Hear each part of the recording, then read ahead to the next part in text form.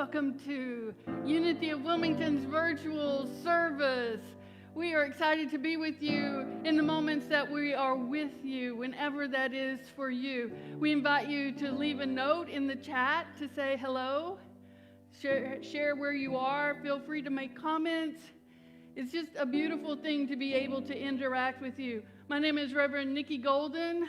Reverend Mindy Tucker, the other co-minister, will be giving the talk today. We have Jason Aycock as our vocalist, and of course Paul Miller as our music director. I want to remind you of three things this morning that are very valuable and very important to our lives. You are a beloved expression of God. You're here for a holy purpose, and I believe that purpose is to love. You'll find within you what that purpose is for you.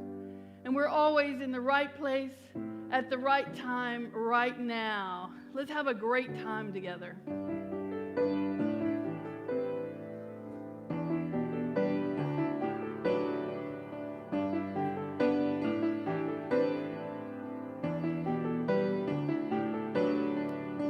After a season of nightfalls and pushbacks, after the... Sorry, can we go back? Excuse me. Here we go. After a season of nightfalls and pushbacks, after the heartache of wrong turns and sidetracks, just when they think they've got you game, set, match, here comes the comeback.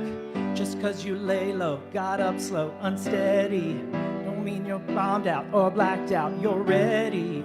Just when they think there's nothing left, running on empty, here comes the comeback. This is the time, your moment, your fire, your fight, your golden. You've come so far, keep going. Oh, here comes the comeback.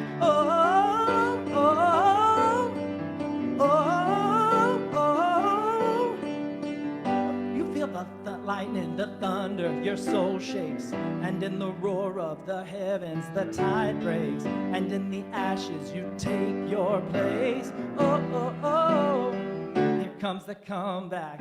This is the time, your moment, your fire, your fight, your golden. You've come so far, keep going. Oh, here comes the comeback.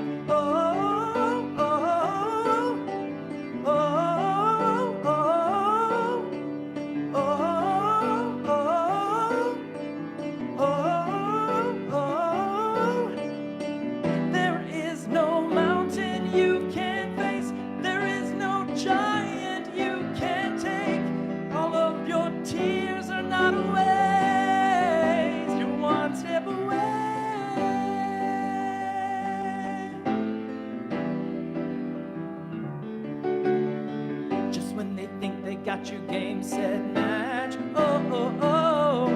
Here comes the comeback. This is the time, your moment, your fire, your fight, your golden. You've come so far, keep going. Oh, here comes the comeback. Just like that. Here comes the comeback.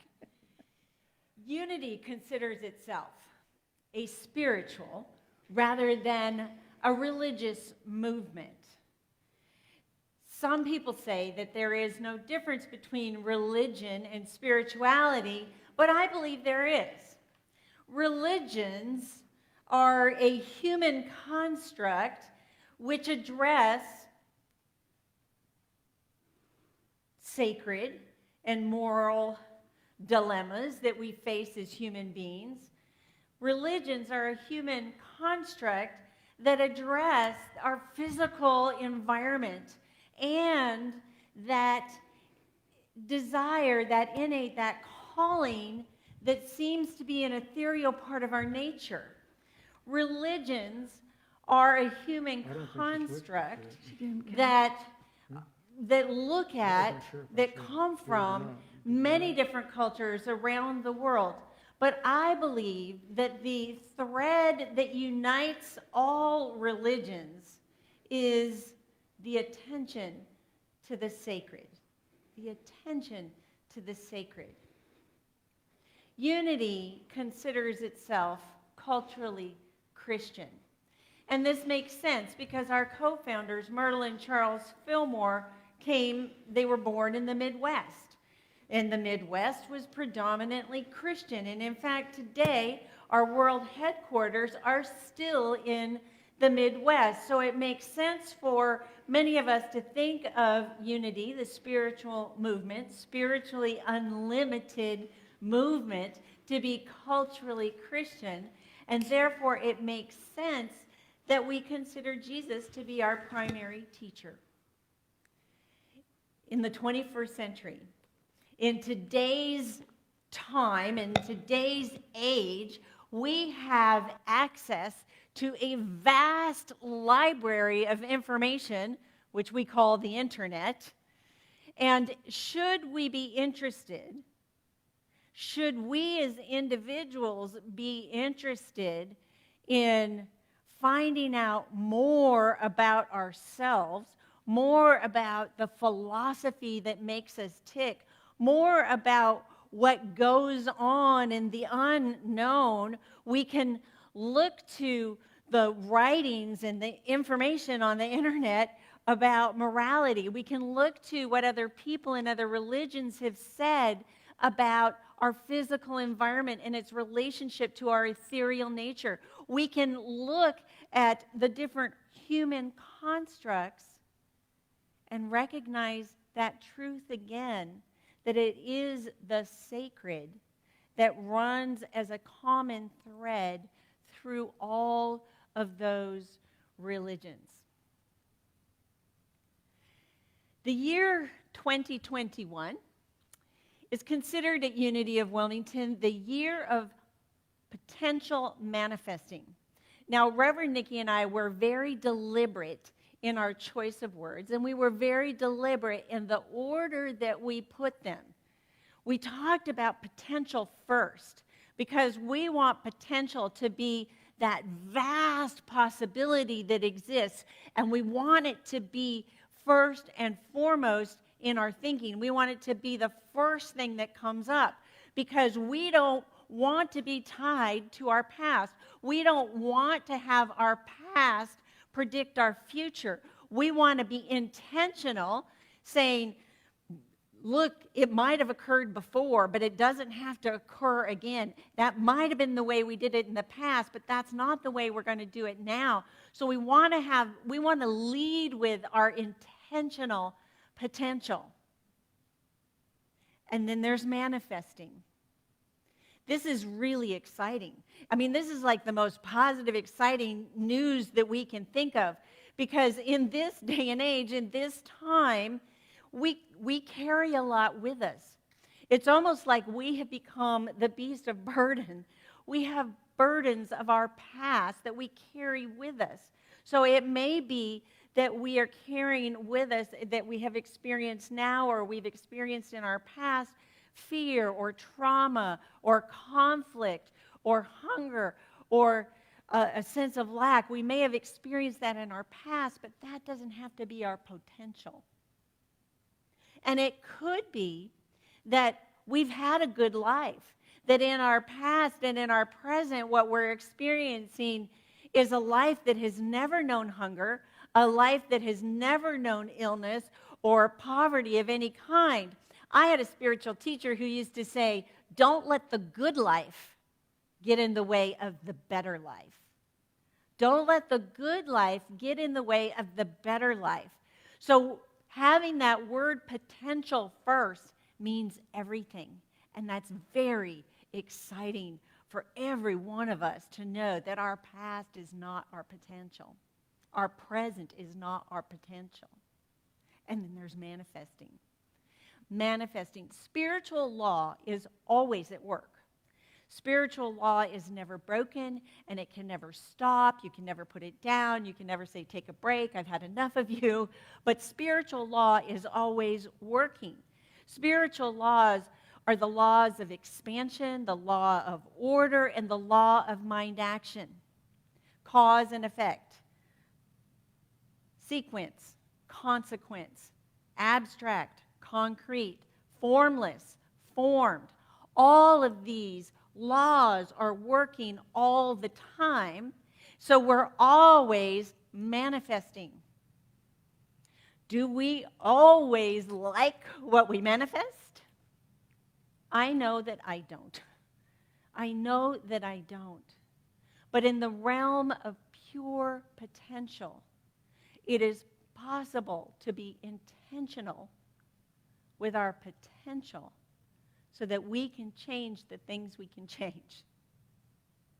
I don't know if you're familiar with the Serenity Prayer. God, grant me the serenity to accept the things I cannot change, courage to change the things I can, and the wisdom to know the difference. Unity. Our primary teacher, Jesus, says that the Father and I are one. In the book of John, he's quoted as saying, the Father and I are one.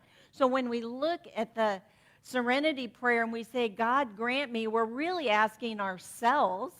We're saying, hello, God, because God, the Father, and I are one. We're asking ourselves two very important reflective questions.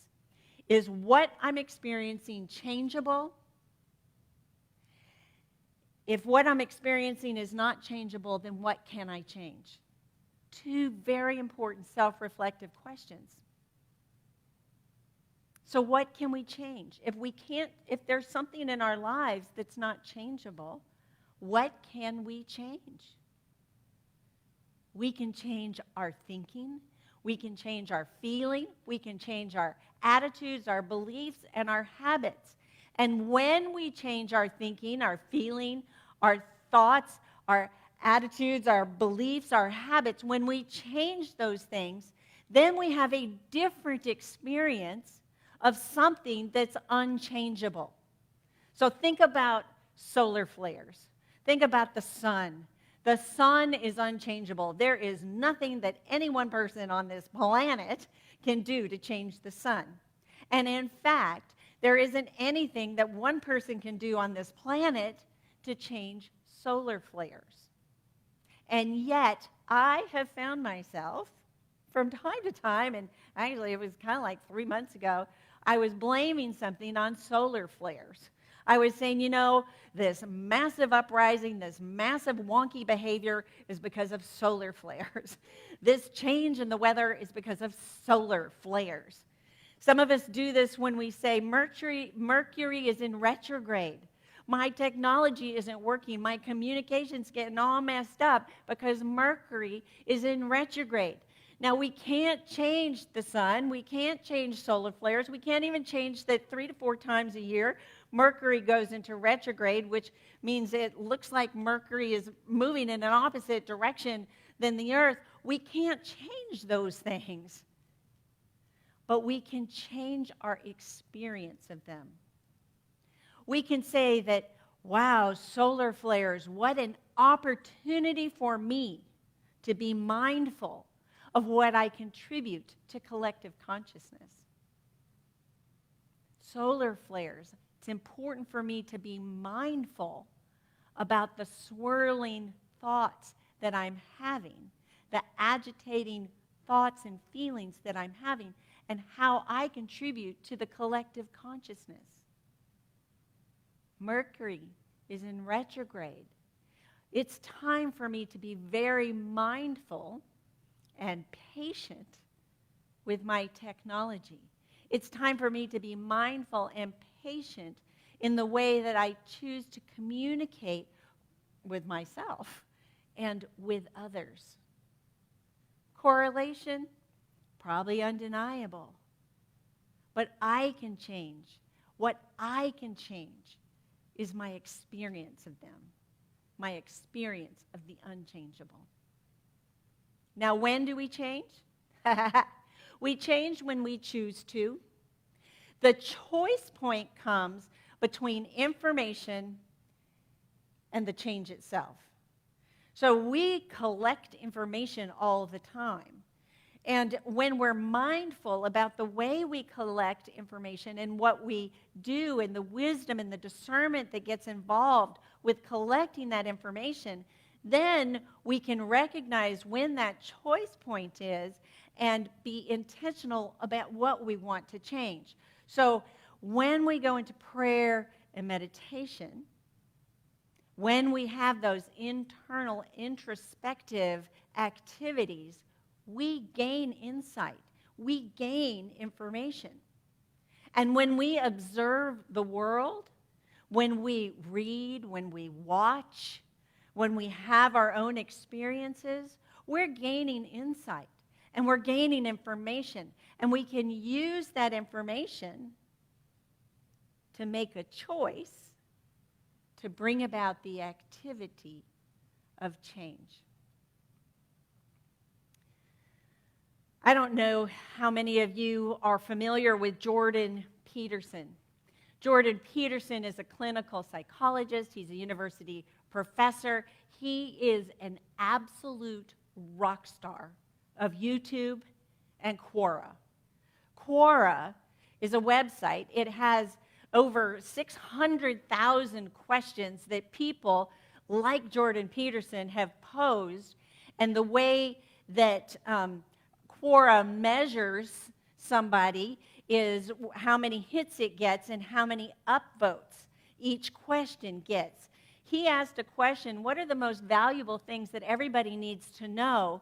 And if out of those 600,000 questions that are on Quora, if any one of them, and there are a couple of hundred, that get more than 2,000 upvotes, then it's a really big deal. Well, his question, what is the most important thing for people to value? What is the most important thing for everybody to know that is of value in life?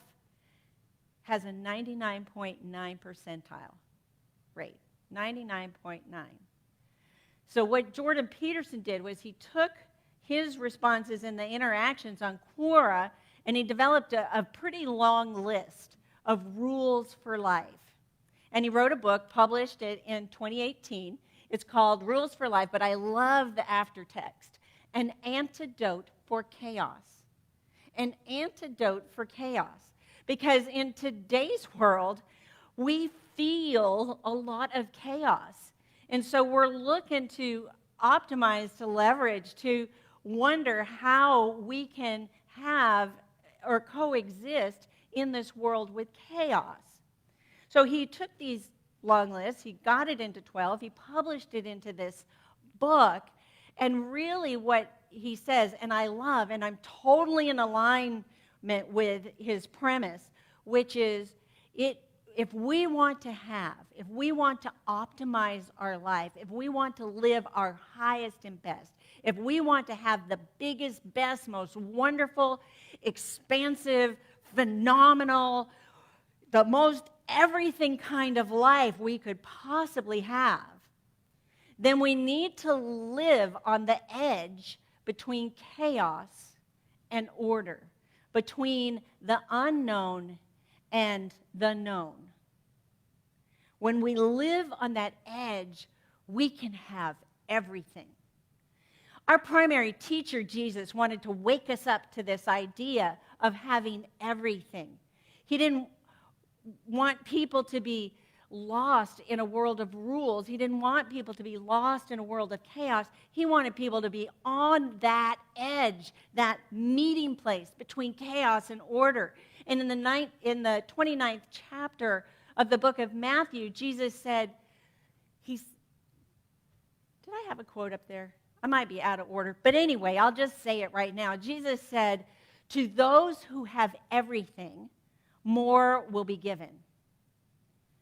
From those who have nothing, everything will be taken. Everything will be taken. So we want to position ourselves in a way where we recognize we can have everything by living on that dividing line, in that zone between chaos and order. Now, rules support us. Rules support us immensely because they give us a structure. They give us a reliable structure of how we can relate to the other people, the other creatures, the other living things, the other non-living things on our planet. We rely on rules. But we also know that, especially this time in 2021, that we're living in a time of chaos.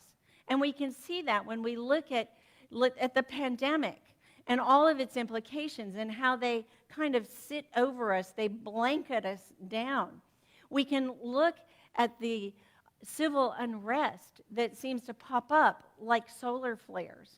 And we can look at the prediction that in 2021, we're going to have more hurricanes than ever before, which, if you're like me and live in North Carolina, is something to pay attention to.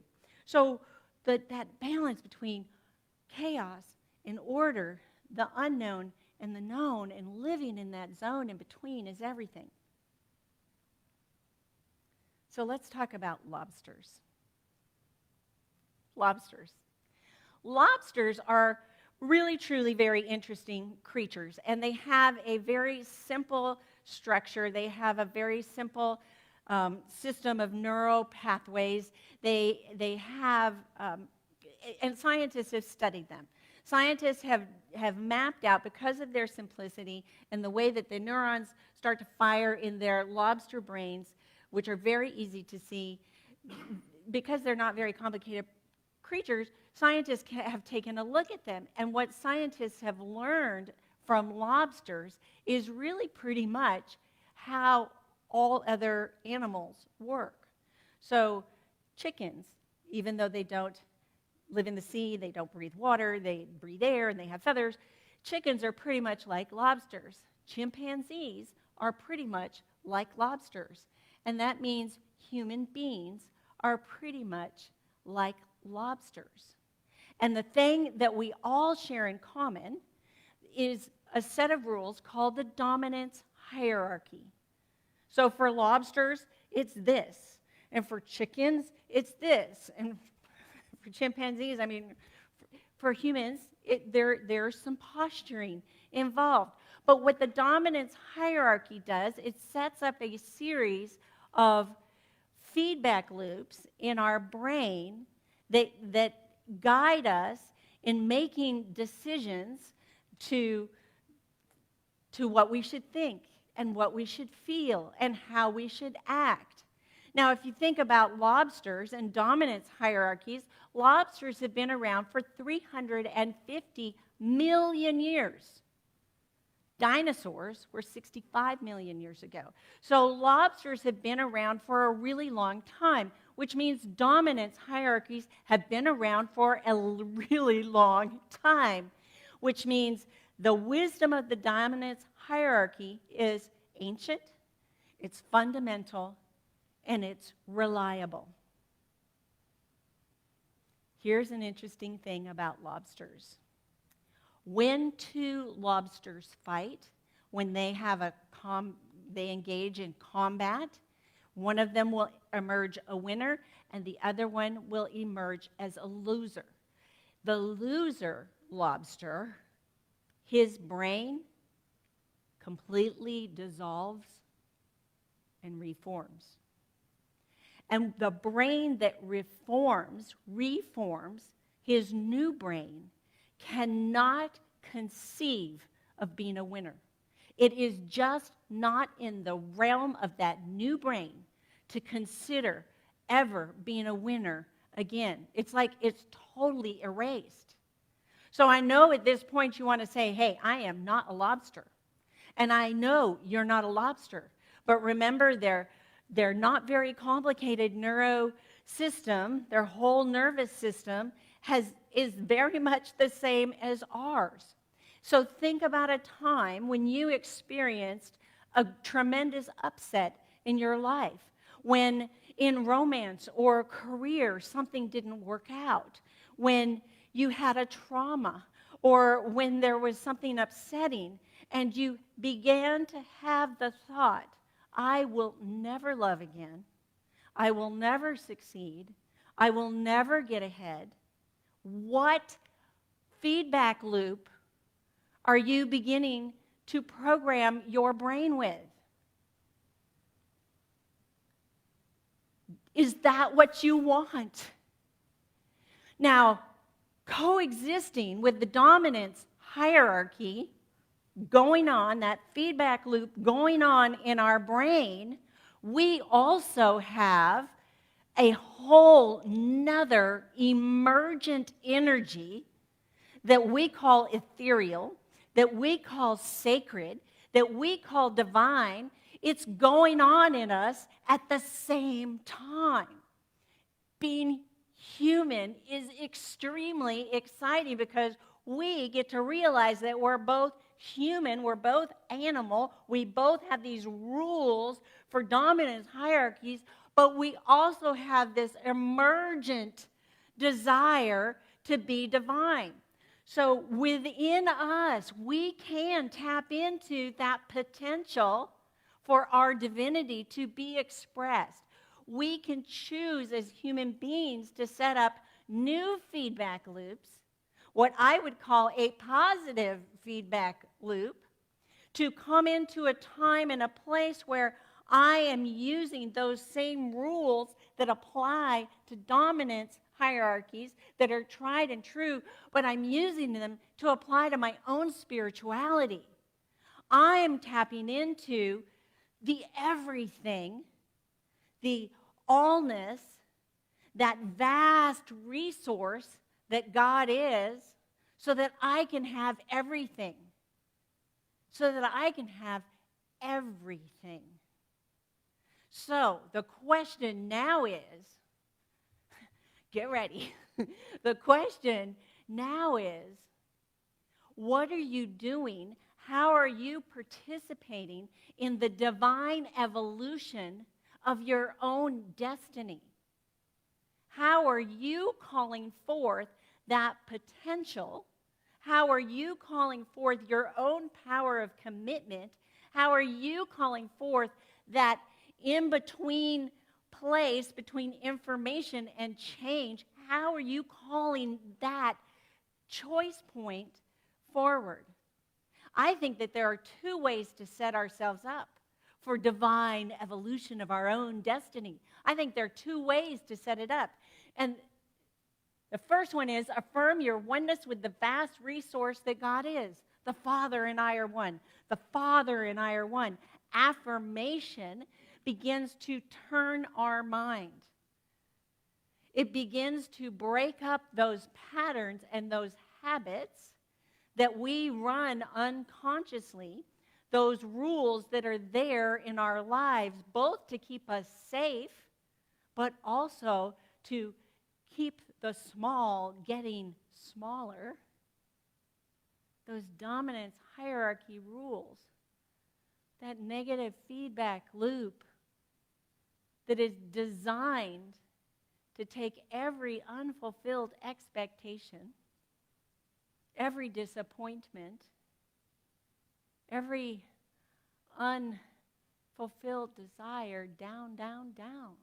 So affirmations do the interrupt. Affirmations set us on a new pathway.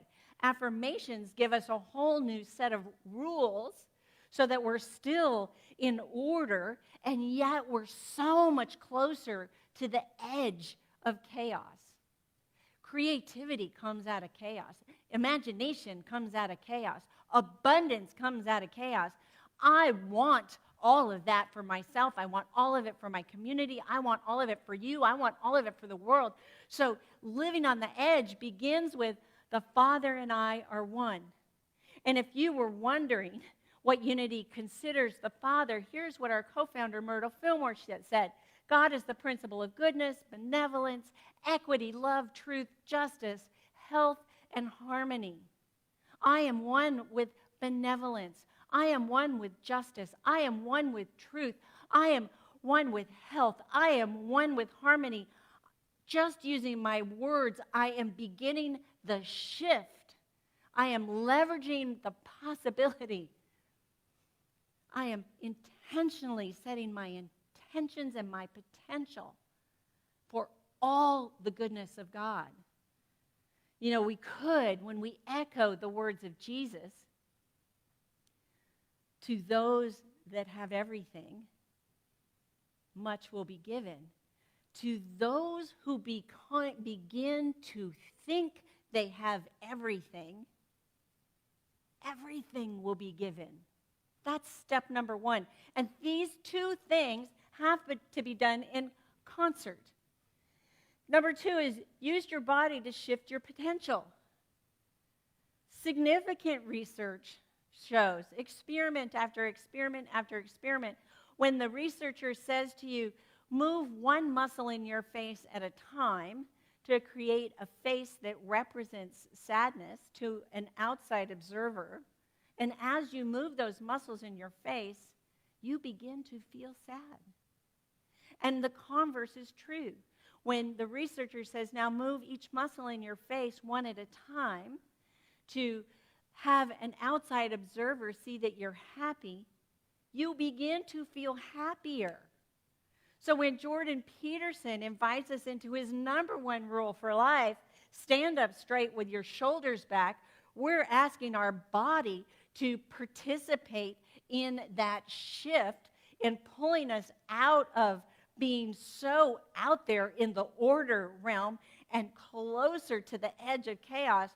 We are using our body. We have to use our body because as human beings, we're not just human beings. We're not just a physical body. We are also spiritual beings. We are both human and spiritual. So we have to begin with our words. We have to begin with our beliefs. We have to begin with shifting that potential. But we also have to demonstrate it in our body. We have to stand up straight with our shoulders back. It's what lobsters do. It's what chimpanzees, it's what we do. It's what we do when we want to communicate to ourselves and to the world that we have the potential to be winners in our lives.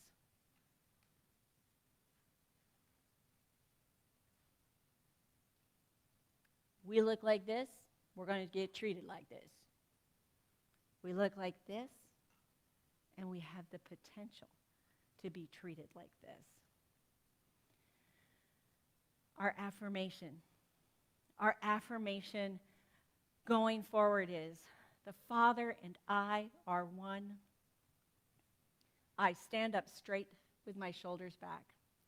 And that's what's going to take us into meditation right now. The Father and I are one. I stand up straight with my shoulders back. If you want to do this meditation standing, go right ahead. I invite you even maybe to lift your hands up. Whatever it takes for you to get those shoulders back, to have your body remember its own divinity. And then remind your heart and mind of your own divinity. You are one with goodness. You are one with benevolence. You are one with love and truth, with health, with justice, with harmony. If you notice yourself wondering if that's really true, just remind your body to stand up straight again and hold you to your potential. Hold you to the very best of who you can be. Let your shoulders and your posture hold you to all the goodness that life has to offer. Let your body remind you of your immense capacity for new thought, for new ideas, for creativity, for your capacity to face life head on, and to recognize in the wholeness of life and in the wholeness of you, there will be dragons to fight, but with every dragon, there is a gift of gold. If we can but see the bigger, fuller picture. Breathe into your tallness. Breathe in to those softer, broader shoulders. Breathe into gratitude for every rule, every piece of structure that allows you to interact with other people respectfully, safely, wisely. And know that you can always come back to this truth with an affirmation. The Father and I are one. I stand up with my shoulders back, and I live in the beautiful world between order and chaos. Not only do I live here, I dance here. I dance with the fullness of life. So as I come back to this time and this place, this moment, this present moment of where I am, I give the greatest gratitude to myself and to my divine nature. And so it is. Amen.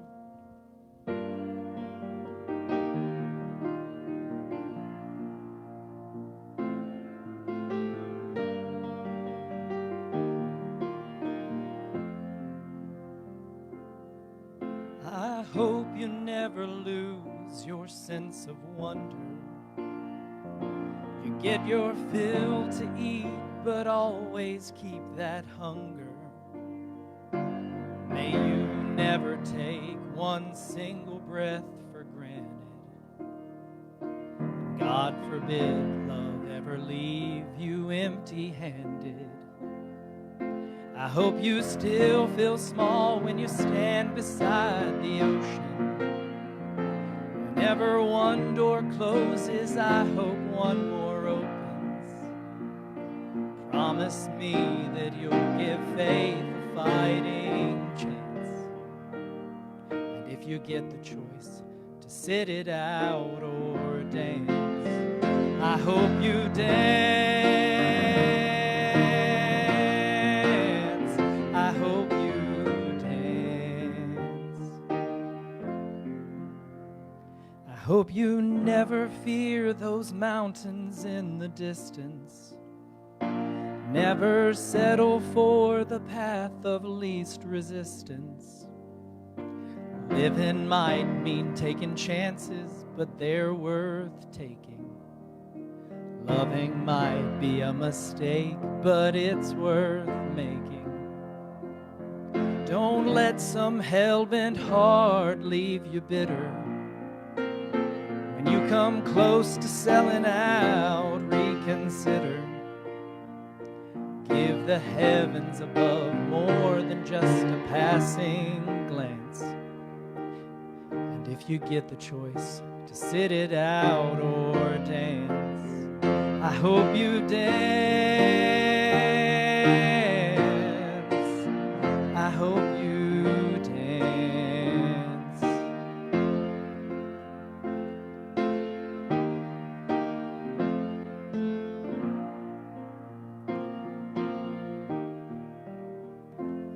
I hope you never forget that there's only one presence and one power active in the universe and in your life. So from this point forward, stand up straight with your shoulders back, knowing that the Father and I, the Father and you, are one. If you've been touched, moved, or inspired by this service, leave a comment. Let us know what you would like to manifest in your world. We'll hold that in consciousness with you. Know that you are deeply loved and deeply blessed. I hope you dance. I hope you dance.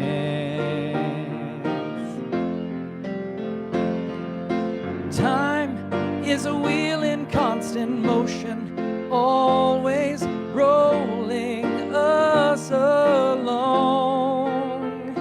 Tell me who wants to look back on their years and wonder where those years have gone. I hope you dance